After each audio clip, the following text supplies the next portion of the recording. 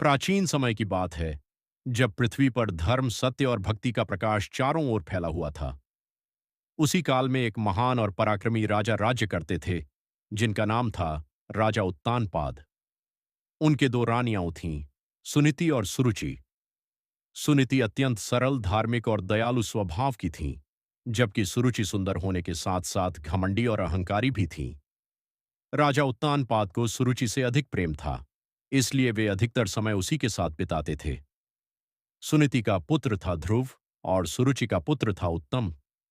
ध्रुव बचपन से ही बहुत ही तेजस्वी, विनम्र और धार्मिक प्रवृत्ति का बालक था। ध्रुव का अपमान एक दिन की बात है। छोटा ध्रुव अपने पिता के पास राजसभा में गया। उसने देखा कि उसका छोटा भाई उत्तम राजा की गोद में बैठा है और राजा उसे स्नेह दे रहे हैं।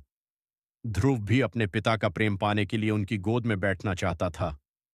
जैसे ही वह गोद में बैठने लगा, तभी सुरुचि ने उसे रोक लिया।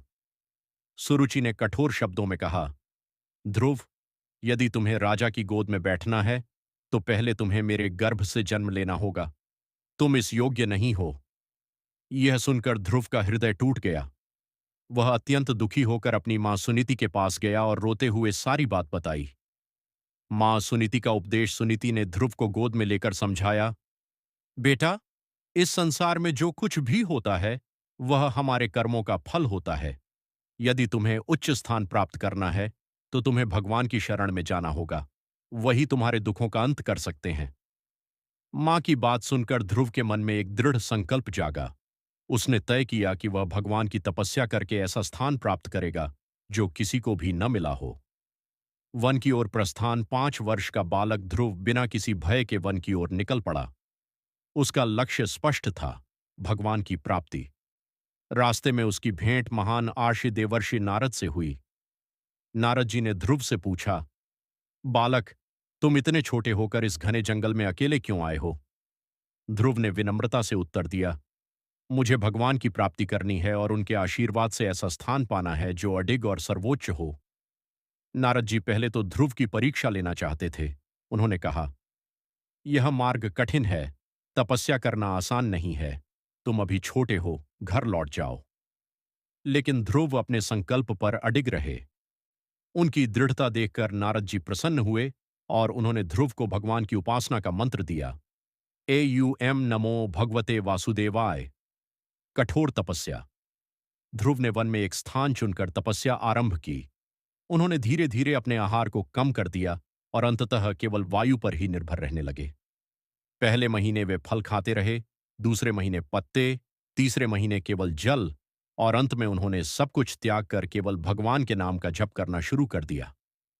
उनकी तपस्या इतनी कठोर और प्रभावशाली थी कि तीनों लोकों में हलचल मच गई। देवता भी चिंतित हो उठे। अंततः भगवान विष्णु स्वयं ध्रुव की भक्ति से प्रसन्न होकर प्रकट हुए। भगवान का दर्शन जब भगवान प्रकट हुए तो ध्रुव उनकी दिव्य छवि देखकर मंत्रमुग्ध हो गए। वे कुछ बोल ही नहीं पा रहे थे।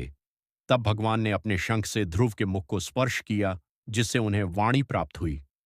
ध्रुव ने भगवान की स्तुति करते हुए कहा, हे प्रभु, मैं तो एक छोटा सा बालक हूं।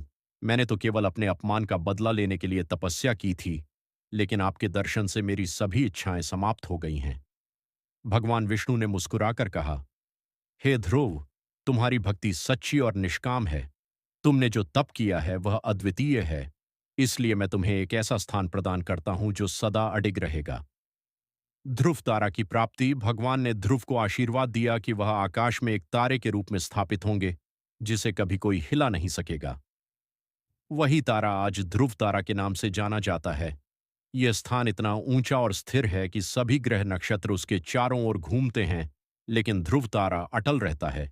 यह ध्रुव की अडिग भक्ति और संकल्प का प्रतीक है। घर वापसी। भगवान के आशीर्वाद के बाद ध्रुव अपने घर लौटे। जब राजा उत्तानपाद को अपने पुत्र की महान तपस्या और भगवान के दर्शन की बात पता चली, तो उन्हें बहुत पश्चाताप हुआ। उन्होंने ध्रुव को गले लगाकर कहा, बेटा, मुझे क्षमा कर दो। मैंने तुम्हारे साथ अन्याय किया। ध्रुव ने विनम्रता से अपने पिता को क्षमा कर दिया। उनकी माता सुनीति भी अपने पुत्र की सफलता देखकर अत्यंत प्रसन्न हुई। कथा का संदेश। ध्रुव की कथा हमें यह सिखाती है कि सच्ची भक्ति में अपार शक्ति होती है। दृढ़ संकल्प से असंभव को भी संभव बनाया जा सकता है। अपमान और दुख को भी प्रेरणा बनाकर महान लक्ष्य प्राप्त किया जा सकता है। भगवान केवल सच्चे मन और श्रद्धा से प्रसन्न होते हैं। ध्रुव एक छोटे से बालक थे, लेकिन उनकी भक्ति इतनी महान थी कि उन्हें अमृता प्राप्त हुई। आज भी जब हम रात के आकाश में ध्रुव तारा देखते हैं, तो वह हमें याद दिलाता है कि यदि हमारा लक्ष्य स्पष्ट और संकल्प दृढ़ हो, तो हम भी जीवन में अडिग स्थान प्राप्त कर सकते हैं।